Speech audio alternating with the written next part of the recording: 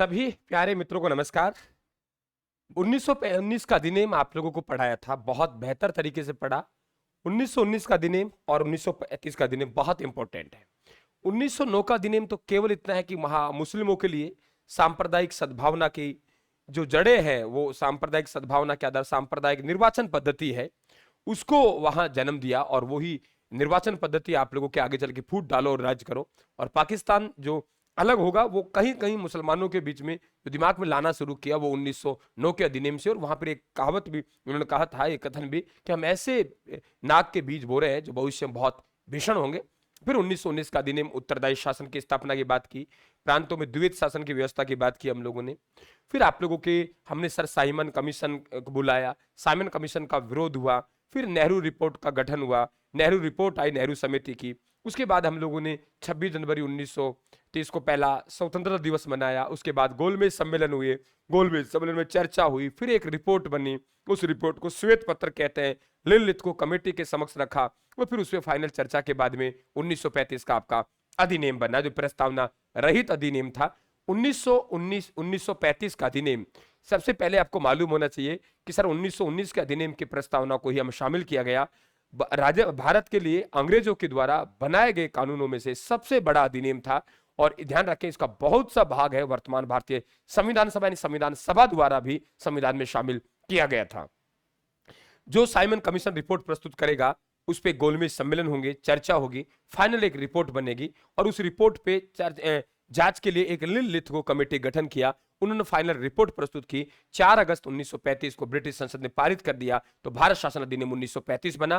प्रस्तावना रहित अधिनियम था, 1919 के अधिनियम की हुई शामिल किया गया। सबसे पहले तो आप लोगों को मालूम होना चाहिए। बात करते हैं हम लोग, और यहाँ पे लिनलिथ को की अध्यक्षता में एक संयुक्त समिति की सिफारिश पे पेश किया गया और 4 अगस्त 1935 को सम्राट के हस्ताक्षर साथ ही पारित हो गया। 1935 के अधिनियम है, इसकी कोई प्रस्तावना नहीं थी। 1919 के अधिनियम की प्रस्तावना ही बात की गई। 1919 के अधिनियम की प्रस्तावना में उत्तरदायी शासन की स्थापना की बात की। इसे 1935 के अधिनियम में आजादी का कोई प्रावधान न होकर केवल उत्तरदायी शासन की ही बात की। इसकी प्रस्तावना न होना इस अधिनियम का सबसे बड़ी बेकार बात है। आपसे कहेंगे कि बताइए, सब आपके राजस्थान के ब्रह्मास्त्र नोट्स हैं, उसी के आप लोगों के डिक्टो वो कॉपी है, आप बिल्कुल पढ़े, बहुत शानदार नोट्स है। तो 1919 के अधिनियम की प्रस्तावना को शामिल किया गया, इसमें भी उत्तरदायी शासन की बात की गई, आजादी की कोई बात नहीं की गई। तो फिर अच्छी बात कौन कौन सी थी इसमें? देखिए, अच्छी बात, इस अधिनियम में के द्वारा पहली बार भारत में राजनीतिक एकीकरण के प्रयास किए गए, क्योंकि अखिल भारतीय संघ की स्थापना की बात की गई। अखिल भारतीय संघ की हम स्थापना करेंगे, अखिल भारतीय संघ की स्थापना की बात की गई, लेकिन देशी रियासतों ने मिलने से मना कर दिया, तो इस कारण से यह अखिल भारतीय संघ अस्तित्व में नहीं आया। तो बेकार बात, तो प्रस्तावना रहित अधिनियम था। अच्छी बात है कि सभी आप लोगों के प्रांतों को मिला के, केंद्र शासित प्रदेशों को मिला के एक क्या बनेंगे, एक ध्यान रखें, अखिल भारतीय संघ बनाएंगे और उसमें देशी रियासत शामिल होगी। देशी रियासतों का हम तो शामिल नहीं होंगे, इस कारण से अखिल भारतीय संघ अस्तित्व में नहीं आया और अंग्रेज चाहते भी नहीं थे कि एकजुटता बने कहीं ना कहीं। यहाँ पे ब्रिटिश सरकार द्वारा भारत के लिए बनाया गया सबसे बड़ा अधिनियम वो 1935 का अधिनियम। 321 अनुच्छेद है, 14 भाग और 10 अनुसूचित। आप आइडिया लगा सकते हैं कितना बड़ा, तो सबसे बड़ा यह अधिनियम था। इस अधिनियम प्रस्तावना रहित अधिनियम था। 1919 की प्रस्तावना को ही जोड़ा गया। इस अधिनियम के द्वारा निम्न प्रावधान किए गए। देखिए, सीधा फैक्ट है, फालतू की बातें है ही नहीं। हम बात करेंगे गुरुदेव, जो द्विवेद शासन प्रणाली है, द्विवेद शासन प्रणाली को 1919 में राज्यों में लागू किया गया था। 1935 के अधिनियम के द्वारा उसे राज्यों में से हटा के केंद्र में लागू कर दिया। ये ध्यान रखें, 1919 के अधिनियम में प्रांतों में द्विवेद शासन की बात की गई। 1935 के अधिनियम में वहां से उसको हटाकर कहां जोड़ दिया गया? 1935 के अधिनियम में, लेकिन प्रांतों से समाप्त करके कहां जोड़ा गया? केंद्र में जोड़ा गया। प्रांतों में द्विवेद शासन व्यवस्था समाप्त, केंद्र में द्विवेद शासन व्यवस्था को लागू करना, केंद्र और प्रांतों में शक्तियों का विभाजन। जो 3 सूचियां पढ़ते हैं आप लोग संघ सूची पढ़ते हो, राज्य सूची पढ़ते हो और समवर्ती सूची पढ़ते हो। ये सूची यहीं से निकल के आई है ना, ध्यान रखिए आप लोग, यहीं से निकल के आई है संघ सूची, राज्य सूची और समवर्ती सूची।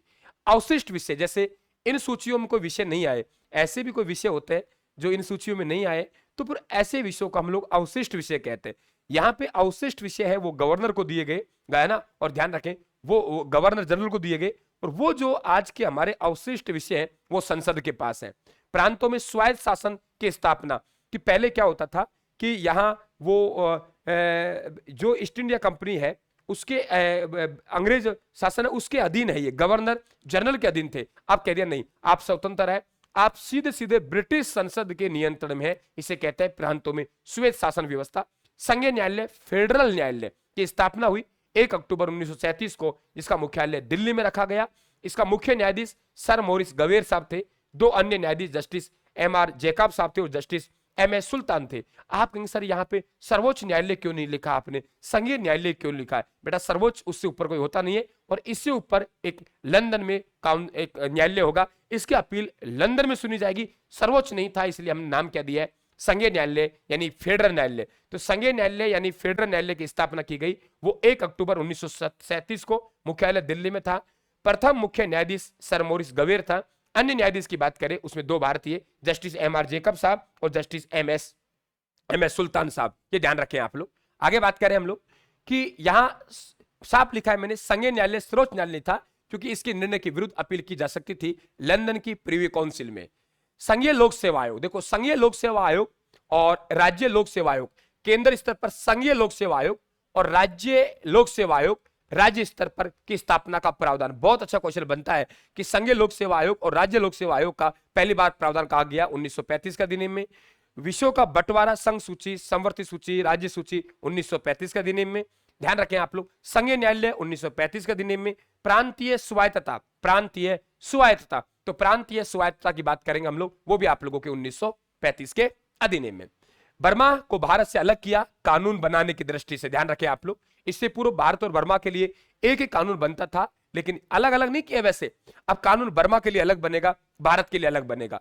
उड़ीसा बिहार से अलग किया गया, इससे पूर्व बिहार उड़ीसा था, बिहार उड़ीसा से उड़ीसा अलग कर दिया। सिंध बॉम्बे से अलग किया गया, ध्यान रखें इससे पूर्व बॉम्बे सिंध था। तो 2 नए प्रांत बने, उड़ीसा और सिंध। उड़ीसा पहले था लेकिन वो उड़ीसा बिहार कहलाता था, वो उड़ीसा बना। और ध्यान रखें बॉम्बे से अलग करके सिंध बनाया गया। बेटा स्पीड के साथ रिवीजन है, समझने की कोशिश करना। 2-2 घंटे 3-3 घंटे क्लास लेके आ रहा हूं, जब आपको 10 मिनट समझना पड़ेगा तो फिर आपको मेहनत करने की आवश्यकता है। इस अधिनियम में वर्तमान में नीति निर्देशक तत्व, जिसे हम निर्देशों का उपकरण कहा है, अनुदेश प्रपत्र कहा है। आज जो हमारे भारतीय संविधान के भाग नंबर 4 में नीति निर्देशक तत्व है, वो नीति निर्देशक तत्व 1935 के अधिनियम में भी थे, लेकिन हमने उसे निर्देशों का उपकरण कहा है, अनुदेश प्रपत्र कहा है। ध्यान रखें आप लोग। इस अधिनियम के द्वारा प्रत्यक्ष रूप से मत देने का अधिकार दिया गया। प्रांतों में द्विवेद शासन, सदनात्मक विधानमंडल की स्थापना। द्विवेद शासन अलग है। द्विवेद शासन का मतलब है जो विषय उन्हें 2 भागों में बांट देना, एक आरक्षित विषय और ध्यान रखें आप लोग एक आप लोगों के स्थानांतरित विषय, वो द्विवेद शासन व्यवस्था है। यहां आपके विधानमंडल के 2 सदन है। भारतीय रिजर्व बैंक की स्थापना भी 1 अप्रैल 1937 को हुई। कुछ कथन है, जैसे नेहरू जी का कथन है कि ये बिना इंजन की गाड़ी और गुलामी का अधिकार पत्र है। ये बिना इंजन की गाड़ी और गुलामी का अधिकार पत्र है। अब देखिए क्वेश्चन है यहाँ पे, भारत सरकार द्वारा भारत में संघीय सरकार की स्थापना का प्रस्ताव किस अधिनियम के द्वारा? 1935 का अधिनियम के द्वारा, लेकिन अस्तित्व में नहीं आया क्योंकि देशी रियासतों ने मना कर दिया। भारत शासन अधिनियम 1935। भारत संघ अस्तित्व में क्यों नहीं आया? क्योंकि देशी रियासत संघ ने शामिल नहीं हुए। अखिल भारतीय संघ होना था। देखिए 11 ब्रिटिश प्रांत, 6 कमिश्नरी क्षेत्रों को मिला के, लेकिन यहां पे ध्यान रखना देशी रियासतों ने मना कर दिया। प्रांतीय स्वायत्तता, प्रांत सीधे कहां चले गए? ब्रिटिश संसद के अधीन हो गए 1 अप्रैल 1937 को। भारत परिषद का अंत किया गया 1935 के अधिनियम के द्वारा। 1937 में चुनाव हुए, कांग्रेस का चुनाव चिन्ह पीला बक्सा था।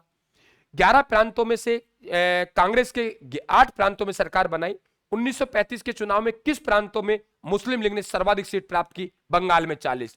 1937 के चुनाव में वह प्रांत कौन कौन थे जहां कांग्रेस ने पूर्ण बहुमत प्राप्त किया? मद्रास, मध्य प्रांत, संयुक्त प्रांत, बिहार, उड़ीसा, बंबई।